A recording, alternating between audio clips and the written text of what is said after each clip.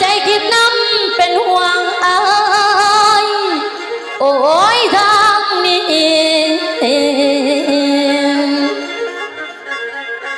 อยู่บ่เป็นโอ้ยเด้นอโอ้ยเด้อโอ้ยนอโอ้ยละนา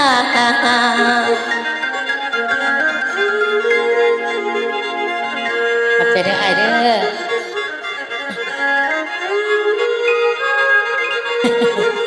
ตาจะดีนี่แห้งพี่น้องเอ้ยแต่เป็นคำคอยแล้วว่าท่านเห็นลูกเห็นตัวกลับมาอยู่จ้าก็เป็นตายหายดีจังใดไอพอดกระไดไปตั้งแต่เศร้าๆป่านนี้บ่ท่านเห็นแห้งตั้งแต่ฝันบ่ดีอยู่ไอแม่เขาก็เป็นห่วงเจ้าบ่ห่วงลูกห่วงผัวในบ่ละเอื้อยเรื่องลูกอันลูกหัวเอ้ยกับห่วงอยู่นั่นแต่ว่าอันไอ้จอยกับห่วงอยู่หน่อยนึงแต่ตีห่วงไหนมีนี่เอ้ยกับบ่ห่วงหรอกเป็นหยังจะบ่ห่วงค่อยน้อย เจ้าก็ได้เนาะสร้างเบาสร้างวาและถอดอีนี้นี่ล่ะพอจะว่าลูกไปทางไหนร้านไปทางไหนเดี๋ยวนี้งัวเอามึงไปได้เอาหลานมาลำตีเอาเปลี่ยนซื้อให้กันนะทีนี้เปลี่ยนนั่นล่ะงัวหญิงงัวอันนี้มักอยู่ต้องใส่บนเป็นงัวในร้านเลยเอาเลยก็เรียกก็มาพอดีร้านเจ้าเมียเป็นยังบังอ้ายบ่ชาเขาเมียเนี่ยเดี๋ยวป้าตลาดตั้งๆไปซื้อผักหัวไก่ฝากไปนี่เข้าไปโดนมึงคือปวดก็ปวดเมียมาเจียวหลานเนี่ยโอ้ไม่หยังจะเจียหลานเมียกูบอกนี่หยังอีกเดียวจะเจียหลานแห้งหลายเจียแม่มึงหยังกูอุ้มอุ้มบ่ไว้ตามกูจนสุดมากก็ดีแล้วมื้อนี้เจ้าสองคนให้เปียเป็นเพื่อนโดยลูกหลานมื้อนี้แม่บอกให้เจ้าไปเสียหญ้าและไปเสียอยู่บ่อสวนครัวเฮานั่นน่ะลูกแม่อันเรื่องนั้นหั่นบ่ต้องห่วงลูกทั้งสองเฮ็ดเบิดแล้วแม่แม่นแล้วแม่เรื่องเปียกงานน้ำขอบน้ำคั่วนี่แม่บ่ต้องห่วงจักอย่างเลยแม่สั่งความใดพวกลูกทั้งสองนี่เฮ็ดได้เบิดเลยแม่นบ่ลูกดีแล้วนะลูกปัจจุบันครอบครัวเฮานั้นนะสังมาถูกอย่างให้แต่น้องลูกหลานแม่เนี่ยเห็นเจ้าสองแม่บ่เรื่องเฮ็ดเบียกกันป้าจันแฮงนอนแต่เพ่นบ่ตื่นแม่ถามบักอ้ายนะแม่อย่าสุไปซ่านเราทนลูกปากของเจ้านั่นน่ะคนบ่เต็มร้อยบ่ต้องไปสนไปซ่านน้ำเล่าดอกมันประแม่นี่ย่านแต่หลานเฮ็ดไปย่อไปซอยไปเฮ็ดนั่นเฮ็ดนี่ซอยแม่ป้าจันเจ้านั่นน่ะผู้ทางกลับเฮือนก็ดีแล้วลูกจะไปถือซ่าแล้วถอดแม่นแล้วแม่บ่เบิ่งมันได้แม่เบิ่งป้าแน่หั่นโอ้ยเห็นผู้บ่าวบ่ไล่แม่ลูกหลานขอบพ่อเฮาถูกจังซี่แต่ก็ฟังแม่แล้วลูกโดยแม่แนวใดดีแนวใดเคยจือจำเอาไว้เฮาน่ะนะไปบันเหนือไปบันไตไผกะซิเขาตีแต่ว่าเป็นคนทุกข์คนยากแม่เองนะก็เป็นห่วงอยู่ดอกห่วงเจ้าสองคนทรงเสียงอายบ้านอายเมืองเขาเนาะลูกเนาะ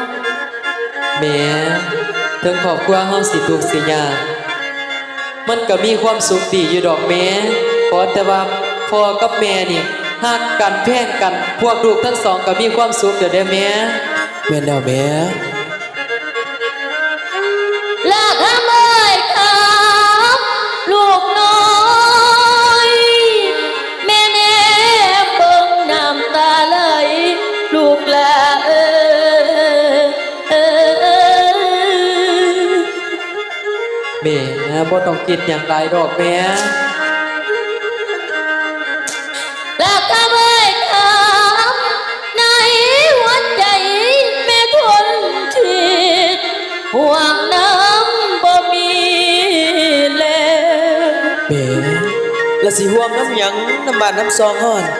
ขอแต่แม่กับพ่อนั่นแม่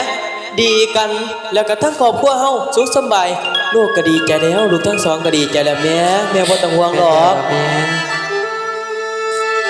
ละในหัวใจกันของแก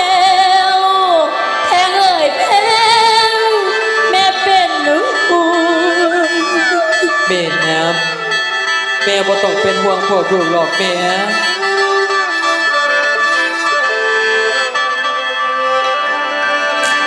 โอ้ยเด้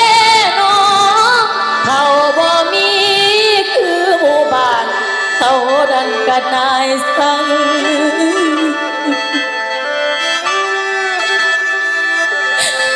และครอบครัวเป็นจังสีแม่นี่คิดกันอยู่หลายลูกหลาน แม่บ่ต้องคิดดอกแม่อีพอแล้วก็เมื่อไหร่มาสวนไปแต่เช้าฮอดค่ำกึกแม่แม่สิคิดหยังล่ะแม่ โอ้ยเด้น้องตาเว้นสายเพชรง่า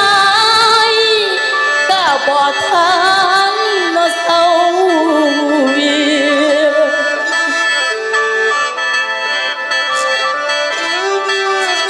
และเจ้าสองคนอดทน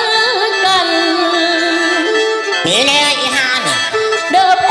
ง โอ้ย เด้อลูกของแม่ลูกของแม่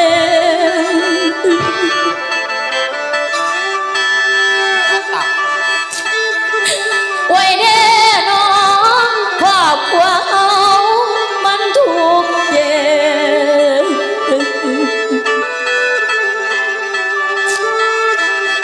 ให้ทนสู้แน่เด้อ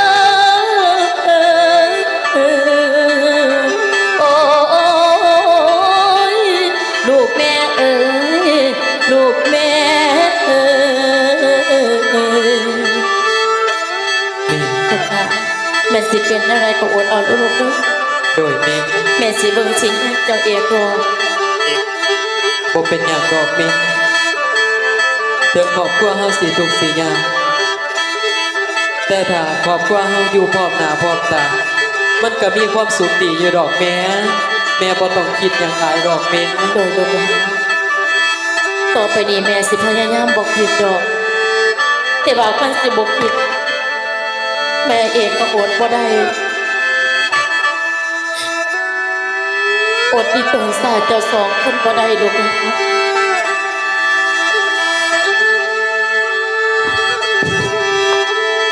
พี่น้องเอ้ยดับตั้งแต่สมศักดิ์เลยนะสุมือสุวรรณคิดทอดแต่รองดวงใจเลยนะแต่ว่าสมศักดิ์เองก็ได้เดินทางมานะถามเมื่อดังนั้นกระบอกหู้ว่าจากน้องดวงใจนะเป็นยังไงก็ตามสร้างสีย่างไปเรื่อยๆนะว่าสิบ่มีจากหลังเลยบอกสิพ่อน้องดวงใจนี่นะ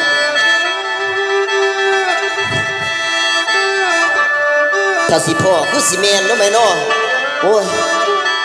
ย่างจะเหือแตกเหือแตนมาโอ้ยเขาลงป่าใหม่บัดนี้ม้วนหอดตีนผู้แล้วบัดนี้สีมีบานคนอยู่บ่บัดนี้โอ้ยเอาสังกะสร้างห่วย เอาลูกหลานเป็นเสียงผู้ใดจมบุกอยู่ใต้ตารางงานบ่เป็นพอจะกลับมาแล้วบ่ลูก ก็สักตัวแม่ เนี่ยเบิ่งจังเลยกับที่ คนนี้เสียงมาเห่าได้มึงเรื่องนี้ เสียงพระจันทร์นี่ใส่ป่าวัดจันท หมา ร์ เฮาก็มีแหมหมาเฮาสิเฮาอีหยังเอามาเห่าสองเสียงสามเสียงผลเนาะ มันสิได้พ่ออยู่บ่น้องดวงใจมื้อนี้นะ เบาเจ้าก็เบาไปแหม เถียงหน้าคน ไป นี่ ไป บัด ลูกไป ห่วย แม่ท่านสั่น มา พวกลูกทั้งสองสิบไปเพื่อนกันนะแม่ แม่นแล้วแม่ บ่จำตีนผู้บัดนี้ ไอ้ จั ป ง อมแม่ไอ้ปอมแม่เพิ่นไปเบิ่งถ้ามันเป็นผู้ใหญ่เนาะ คือสิบ่เป็นจิตเป็นใจแล้ว ป้า มื้อ แม่ นี้ เจ้าเป็นผู้ใหญ่เจ้าเป็น ปัจ ผู้ จัน จ เนี่ อย เบิ่งนั่นสัน เจ้าเป็นผู้ใหญ่คือกันแหมเจ้าลองไปเบิ่งแหม สังกะสร้างสิเอิ้นใส่ ปัญหามันบ่แม่นหมา เขาก็สิตอบบ่อยู่ดอก โอ้ยใครมึงเอากูแหวว ไปงานต่ำนึงมัน หัวหน้าพี่เอา มันบ่มีเดี๋ยว มัน ทำ มีคนแหมไม่แต่คนกินเบียร์ฮาสู เบา โอ้ยเฮือดังนี่มีคนอยู่บ่น้อห่วย เอา ห่วย อุ้ย โอ้ย โมเมนต์เทพลามาตี หา อุ้ยเทพลามาทงไฮทงหน้าบนตัวฮู อีปอบมึงเทวหลายชักสิมันจะมาคือผีแทน โดย ห่วยคนอยู่บ่นี่ หา เมาจำอะไรกับคนฮาลาลา คนหรือผี บ้า โอ้ย คน ฮะ คน โอ้ย ขอว่าแตดี เบาว้าว ผู้นี้ก็คือขมืด โอ้ยเอาเจ้ากับนาเดียม โอ้ย หนาเดียบเอ้ย นานกระไรอันดาบเป็นตะพน เฮ้ยหนาคือปลาลูกซอดเขื่อนนี่บักอันนี้กันไรเนาะ โอ้ยจะได้กันตามสร้างถามพวกพี่บ่าทั้งสองนี่เที่ยวมาเพิ่นหูเที่ยวมาเพิ่นจับของ จ้าปลาเอ้ยจะไข่บ้านไหนเมืองไหนมาหามึง มา ว่า อี จ้าก เลย ไปสอบถามกันนะข้าวลงเด้อ เออ ว่าจังเดือ ก็จะสี่ดอก โอ้ย โอ้ย ที่แหละว่าแต่เห็นผู้มาแล้วยังไม่ได้ กูโดนนะกูโดน ไป ไม่ใช่ถ้าบอลคิดอยากทำดวงใจนะขอประทานบัวแต่บ่ตีนขอทำมันเนี่ยคือจังสี่ ตรงไหนล่ะเพิ่น ให้อายถามเนี่ย เขาถามเลยไอ้ตอบอะไรก็ตอบอะไรก็ยกเลย คือจะสี่ดอก โดย เจ้าหูจักจะบอกเพื่อน คนซื้อดวงใจนานา เพื่อคนซื้อดวงใจ แม่น เอา ก็มาซื้อคุณคำหนอง อีหามึงสมสิคุณถาม ซื้อดวงใจดิ แม่น โอ้ย เจ้าจักบ่ ฮะ เจ้าจักอยู่บ่ ว่าก็คอยหันลาดวงใจ ฮะ คอยในลา เจ้าดวงใจ เย้ โอ๊ยเพราะว่าจะดวงตีน เบา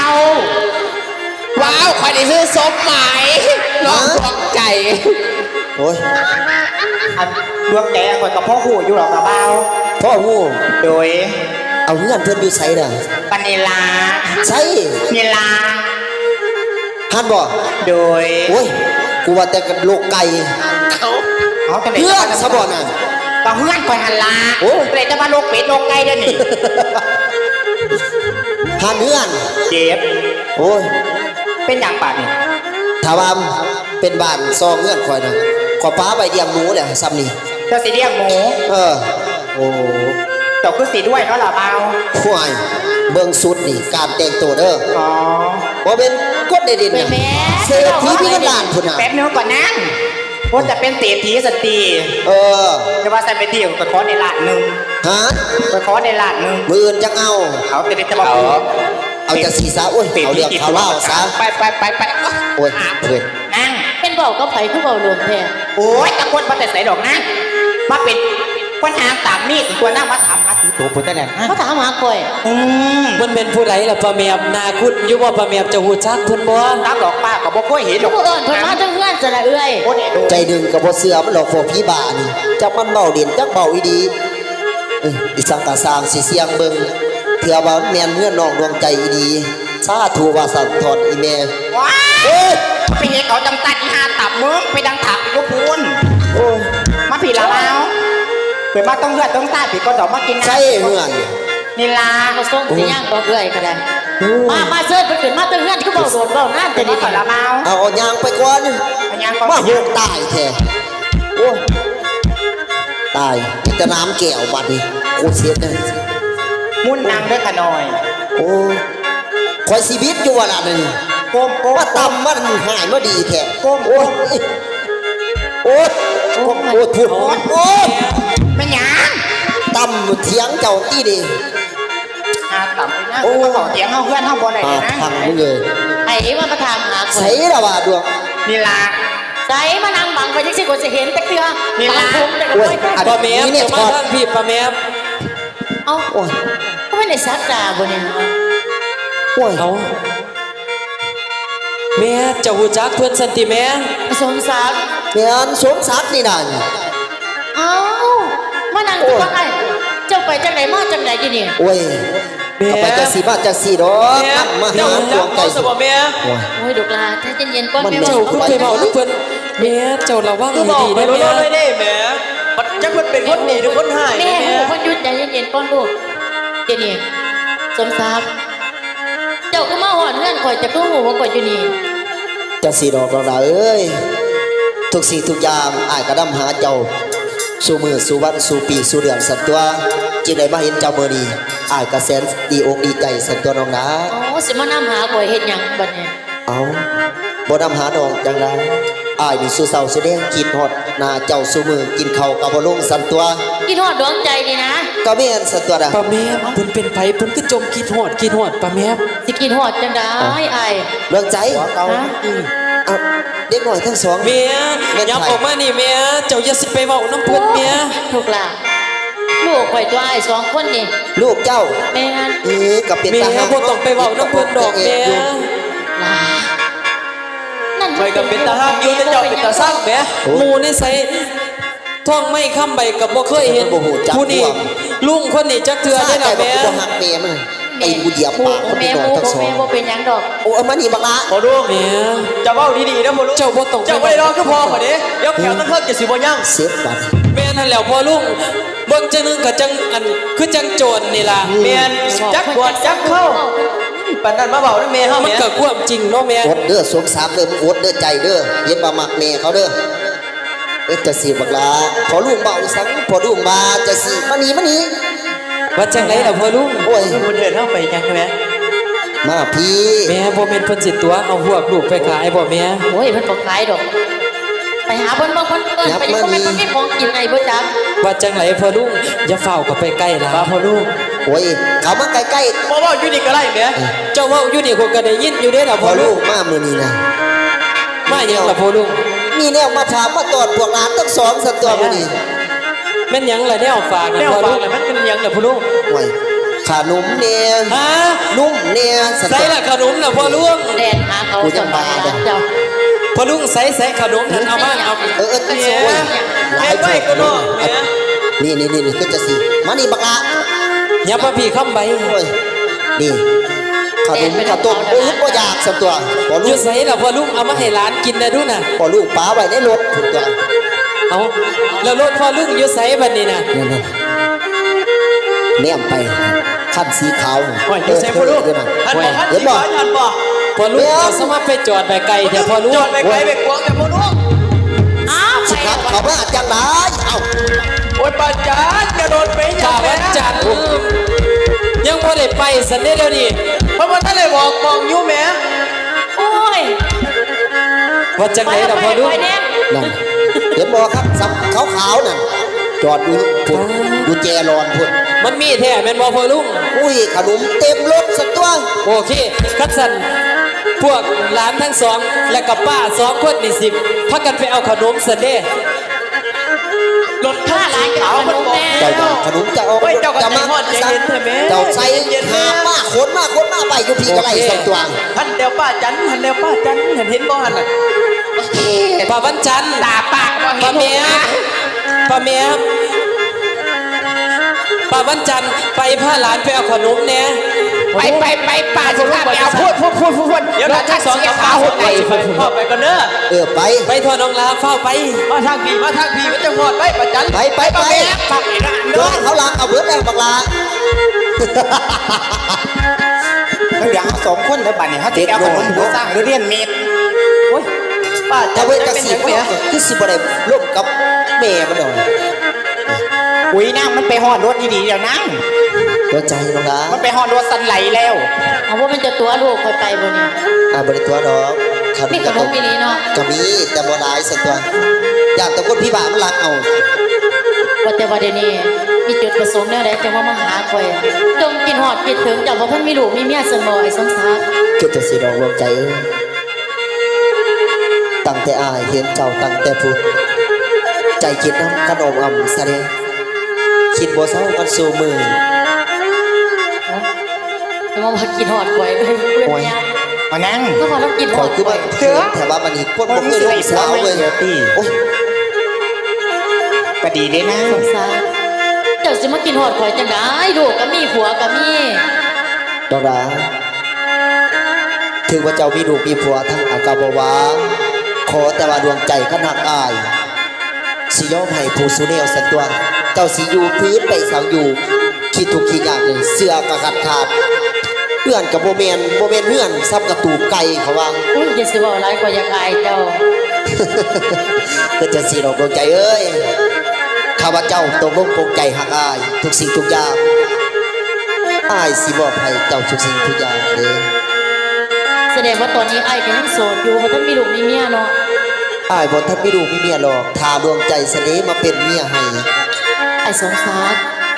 ท่านมาเบาเรื่องทุกข์เรื่องยากนี่นะดวงใจเองก็คิดอยู่ดอกความทุกข์ความยากนี่บ่เคยเบิดเคยสิ้นจักเทื่อ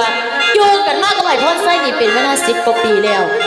แต่ว่าเห็นสิมีอีหยังสิดีขึ้นคอยก็คิดอยู่ดอก แต่ว่าจักสิเฮ็ดจังใดแต่มาอยู่มากินน้ำกันแล้วจังซี่ถ้าสิปาไปมันก็บ่แม่นดีค่อยว่า เจ้าหลาอ้ายว่าให้เจ้าตัดขาดกับวันไส้สามันคือคนขี้ทุกข์ขี้ยากนะหาเศร้ากินค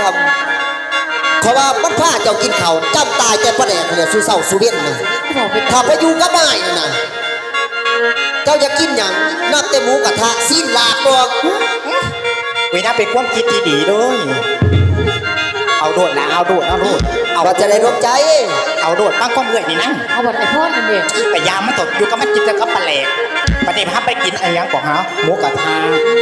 ร่วมใจน้องนะ นี่ล่ะ ห่วยขาพังอยู่ในนี่โอ้ย ไอ้สมศักดิ์คันว่าอ้ายเว้าจริงแท้ว่าสิหับเลี้ยงหับเบิ่งลูกสองคนอ้ายก็บ่ตีแม่นบ่ ลูกทั้งสองอายกับบวาสนอง คันว่าจะเว้าจังซั่นข่อยเองก็บ่ว่าหยังดอกตอนนี้ข่อยสิตัดสินใจไปอยู่นำเจ้าข่อยอยู่นำไอ้พ่อไส้นี่ก็เบื่อแล้วอยู่มาโดนมานานบ่เฮ็ดอีหยังบางมื้อนั่นน่ะเขาตั้งแต่สวนบางมื้อก็ไปเผาทานซ้ำนี่มันบ่มีอีหยังติมาแลกข้าวแลกน้ำเพราะสิกุมมือกุมวันดอกเอาจังซี่ซะคันว่าเจ้านั่นน่ะสิรับเลี้ยงรับเกลือข่อยแล้วก็ลูกแล้วก็มีเอื้อยอยู่2คนแต่สิรับบ่ ดวงใจ ขอแต่ว่าน้องตกลงปรุงใจบะเสียหับอาย เป็นผัวนอนกับสอนบอดลูกเจ้าทั้งสองอายกับบตีหรือสิมีเอื้อยเจ้าทั้งสองอายกับบ่เว้าสันตัว สี่ฮับเอาโดดนะสี่แล้วก็ฮับเอาโดด ปวดที่ห้าหัน ถ้าไปจังซั่น มัน อ้าย ยัง สัก มาก กะ เด้อ ข่อยสิตกลงปรงใจไปเป็นเมียของเจ้าก็ได้ ฮะ ขอตั้งแต่เจ้าสัญญาเด้ว่าสิให้ทุกสิ่งทุกอย่าง ส่วนอันพันเนี่ยที่เป็นของเจ้าต้องเป็นของข่อยเจ้าต้องยกให้ข่อยเด้สมคำบอกคำมา ขอแต่ว่าดอกหักอายทุกสิ่งอย่างอายเสียเจ้าสุสิ่งสุแยวนับแต่ลูกการลูกงานนะ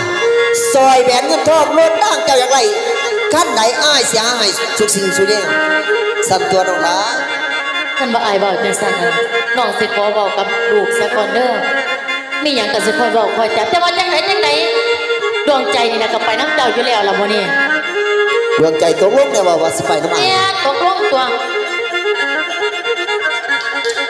นั่นนะแปลเงินคารถน่ะ โอ้ย 1,000แตกได้ โอ้ยคารถคาล่ามบ่ได้เสียหรอกพุ่นขอยขี่พี่โก้มาพุ่น ชีวิโก้ ท่านว่าจังซั่นให้อายไปถ่ายอยู่รถก่อนก็ได้เด้ออายเด้อไปสิเว้ากับลูกซะก่อน เมีย เห็นมันมาแล้ว เอาแต่สนุก เมีย บ่ละไม่บ่ละ เมี ข ย นมน่ะ ใส่ขนมนะพวกลูกมันเบาพวกลูกตัวก่อยเมีย โอ้ย จังไดจังว่าตัวลูก อันนั้นมันไม่รถขนมมันไปถือขั้นอยู่ตี เมียรถก็ไปถือขั้นอยู่ไปใช้สิบไปบ่ถือขั้นไปขนมกับบ่มีเพราะก่อนบัดได้รถ โอ้ย เต็มอันยามิตรไปกระท่อมจนตัวแม่ โอ้ย พวกลูกเฮียนบ่ดีแม่พ่อ เอาแต่ แม่ ของกฎหมายมาใส่กูคือบ่ได้ซื้อใบกระท่อมมาน่ะกูว่าอยู่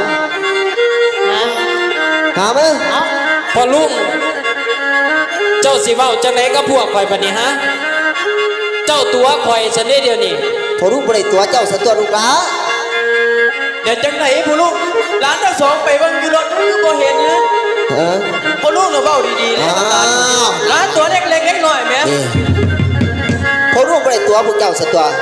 ก็ยังว่าพอรู้ว่าให้พวกเจ้าทั้งสองพาออกไปเจ้าเลยคนผีบ้ามันสิรังเอาไปเบิดพอรู้ว่า เอาละลูก เป็นพ่อผู้ลูกบ่จัก เรื่องขนมกระต้มเจ้าบ่ต้องเว้าบ่ต้องห่วงดอก แม่สิบอกกับเจ้าเองเรื่องนี้ จะเป็นกูนายเด็กน้อยนี่ดิรถใจ ให้เจ้าบอกกับลูกกับเอื้อยเจ้าทั้งสองอายสิไปทาเจ้าอยู่รถเด้อน้องหลาเด้อ โอเคไปถ่ายอยู่รถ อย่าให้มันเพิงเด้ออายให้2-3 นาทีให้พาไปหา เอ้ อ้าย ย สัน บ่ ตัว เหิงดอก อายคิดฮอดสันตัวน้องหลาไปไว้เด้อน้องหลาเด้อ เดี๋ยวนี้ลูก โดยแม่ นั่งสะกอนแม่สิบอกนะทำไมคำไหวเอ้ย โดยแม่ ลูกก็อยู่กันมาทุกๆอย่างๆจะสีมาโดนเลยได้ลูก เจ้าอยากกินขนมแห้งแม่นบ่ลูก โดยแม่อันว่าขนมพวกลูกก็อยากอยู่ดอกแม่ ท่านบ่อยากกินขนมมันบ่อยากว่าซ่าดอกลูก เฮ็ดจัง ต ได๋ อนนี้ ล่ะแม่ เจ้าอยากกินขนมก็สิได้กินอยากได้หยังก็สิได้สิได้ลูกล่ะ เอาแม่คือว่าแนวนั้นล่ะแม่แม่ไปถือเลขทางไหนมาล่ะแม่ แม่บ่ได้ ได้ถือเลขแม่บ่ได้ถือหวยแต่ว่ามันดีก็ถือหวยถือเลขอีกเด้อลูก เอา เอาแม่ มันเป็นหยัง ดีแนวใด ล่ะ ล่ะ แม่ แม่ เดี๋ยวลูกฟังดีๆแม่สิบอกสิลูกฟัง โดยแม่ แม่สิพาเจ้าเข้าไปอยู่ในเมืองลูกหลา ฮะเขาไปอยู่ในเมืองสมบ่แม่ ไปอยู่ในเมืองเงินคำกับแก้วบ่อึด ป้า นะลูก ทำไมเขาสิได้ไปอยู่ในเมืองได้เด้ป้าแม่ แม่นได้ว่าอ้ายปัจจันนี่ในเมืองแห่งผู้บ่าวหลายเลยนะป้าผู้บ่าวน้อยหลายแหม โดย แม่นี่ก็สิเป็นเจ้เจ้าก็สิเป็นลูกของเจ้ ป้า ต่อไปสิบ่ได้เป็นมักทุกข์มักกี่ทุกข์กี่ยากบ้านเมืองเขาก็สิบ่ได้เว้าเฮาเลยเด้อลูก แม่นบ่แม่ แม่ ก็ดีเท่นะแม่ แต่ว่าตอนนี้ไปนะลูกพากันไปเก็บเอาเครื่องเอาของก็ลูก แม่ เดี๋ยวๆๆๆแม่แม่ ฮะ สิไปจังไดล่ะแม่พ่อของเฮาก็บ่ทันได้กลับมาอยู่ได้แม่ แม่นแม่อีพ่อสมพรพ่อไส้เนี่ยบ่ทันได้มาอยู่ป่านนี้แม่ ท้องไหม จักสิไปจังได แม่ ก็ต้องทาดอกพ่อเจ้าลูกก็ทาพ่อมาดอกพ่อของเจ้าเพิ่นใหญ่ใหญ่เพิ่นไปตามหลังก็ได้ตอนนี้เขาพากันไปก่อนนะลูก แม่ถ้าอีพ่อมาสะก่อนค่อยไปพร้อมกัน มันค่อยบ่เสียเวลาซั่นตัวแม่ แม่นแนวแม่ ทำไมท้องไหม โดยแม่ เป็นอย่างจะจังเบายากเถอะลูกพ่อของเจ้าน่ะเพิ่นใหญ่เพิ่นเฒ่าแล้ว แม่ ให้เพิ่นอยู่เฮือนเจ้าน่ะไปน้ำแม่แม่สิพาจะไปมีความสุขบ่อยากไปที่เดี๋ยวนี้ แม่คือว่าแบบนั้นล่ะแม่ ดวงใจน้องลาไอ้ทาหึงได้เดี๋ยวนี้ จังไงนอกก็ไปดอกไปเก็บเอาเครื่องเอาของไปนี่แหละเอาหลานไปเก็บเอาเครื่องไปเก็บเอาเสื้อเอาผ้าเสื้อผ้าตัวมันเก่าๆก็ต้องเอาเข้าใจนะใส่เสื้อข้างที่ไปกับแม่เดี๋ยวนี้ก็ต้องพาพ่อทำเดี๋ยวพ่อจะสิมา แม่ ไป ถ่ายบ่ก่อนแม่บ่ทันฟ้าวไปแม่ มันเป็นอีหยังเดี๋ยวนี้พ่อสู แม่สิไปได้จังไดล่ะแม่ในเมื่อพ่อของเฮากับ ไปให้ไปสวนก็ยังบ่ทันกลับมาอยู่ได้แม่ จะเป็นผู้เบาอยากเบาซ่าครับพ่อกูจะบอกให้พ่อความจริงในตอนนี้ ที่กูบอกให้พ่อมึงไปนะกูจะไปเอาผัวไหมกูจะไปอยู่ในเมือง แม่ เข้าใจปะกูเบื่อคนทุกคนเนี่ย แม่คือว่าจังซี่ดอกนี่ แม่แม่เป็นหยังคือเว้าแนวนั้นล่ะแม่ ทุกอย่างปากกองมาตั้งมาหลายปีชีวิตกูบ่เคยสิดีขึ้นยอดมันกูมาอยู่น้ำพองของมึง แม่ พอของมึงมันสัวแต่เปียกง่ายๆอย่างก็ว่าเป็นตะยาแต่ละเมื่อวานให้กูกินยาปลาแดกสุมือ จูบกับพวกเฮาที่แม่จูบกับพวกแม่ของเก่าแล้วแม่เศร้าว่าจังซี่ซะแม่ แม่นแล้วล่ะแม่ ตอนนี้กูตัดสินใจดีแล้วจังไหนกูจะหนีจากเพื่อนหลังนี้พวกสูงก็ต้องไปน้ำกูไปเก็บเอาเครื่อง แม่จังไดพวกลูกก็บ่ไปดอกแม่ แม่ยังไปโทษแม่ก็มาไปก็ไปดอกแม่แม่จะไปพร้อมกัน แม่ ชีวิตกูอยู่จังไหนกูยังน้ำพอกูชีวิตกูดีกูทำกับแก้วอื่นกูอยากแต่พอกูมาอยู่กับพ่อมึงชีวิตกูมันจับกับคนเล่ร่อนแต่ละมือหาตะของมาแลกเขากูยังหลายคน บ่ไปด กู อก มาอยู่ ใส่ว่าหากพ่อคนเดียวเนาะแม่ใส่ว่าหากลูกคนเดียวแม่จะเป็นคนจังซี่เนาะแม่ กูจะถามพวกสูสองคนว่าพวกสูจะไปน้ำกูบ้าง จังเลยลูกก็บ่ไปดอก บ่ไปดอกแม่ ชาวอะไรอีบ่ไปดอกแม่ ไอ้บ้านใดสักทีถ้าพวกสูบ้างไปก็ให้พวกสูอยู่เพื่อนอยู่น้ำพอส่วนกูในมือนี่กูตัดสินใจดีแล้วจังไหนกูก็ต้องไปแม่ไปเอาเครื่องพวกมันต้องไปพวกเขาก็ไป แม่เนี่ยบ่ไป เมื่อ ดอกแม่ ล่ะไอ้นี่พอได้ฟังแม่เมื่อ แม่เนี่ยบ่ไปดอกแม่แม่ โอ้ยนี่น้องนายได้ดีพอได้ฟังแม่มันเอาอันในหัว ใจเลี้ย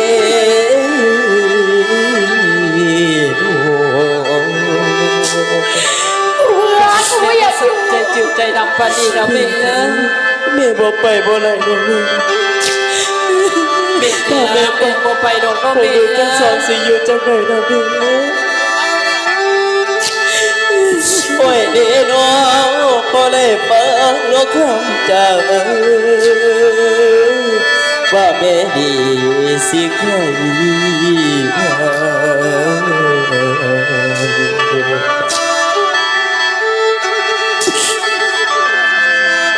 โอ้ยเด้น้องโลกทั้งสองมา